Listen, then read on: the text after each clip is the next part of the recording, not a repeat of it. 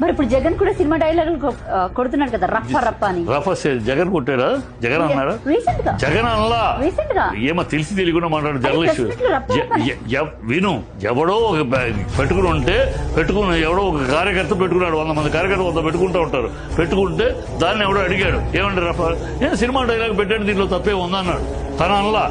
అదే పవన్ కళ్యాణ్ ఏమన్నాడు, మెడ పిసికి ఒంటి చేత్తో, తర్వాత మాట ఒంటి చేత్తో మెడ పిసికి కాళ్ళ తొక్కి నార తీస్తా, తోలు తీస్తా అన్నాడు అని తనే మాట్లాడాడు. మరి తర్వాత అదే మాట. మీకు ఈ మాటలు వినపడవా? పవన్ కళ్యాణ్ మాట ఈ దౌర్భాగ్యం మాట్లాడవా? ఎవడో కార్యకర్త మాట్లాడితే రీసెంట్ గా దీని మీద కూడా పవన్ కళ్యాణ్ ఎవరైనా సరే రాజకీయ నాయకులుగానే ఉండాలి తప్ప సినిమా డైలాగులు కొట్టకూడదని. మరి తను ఎందుకు కొడుతున్నాడమ్మా? మీరు అడగరే పవన్ కళ్యాణ్ ని? పవన్ కళ్యాణ్ అడగడానికి ఉత్సాహం మీకేమన్నా భయమా? వాడు మాట్లాడిన మాటలు అడగండి. పవన్ కళ్యాణ్ ఎలా మాట్లాడి, మెడ ఒంటి చేత్తో మెడ పిసికి కాళ్ళ తొక్కి నార తీస్తా ప్రజలకి.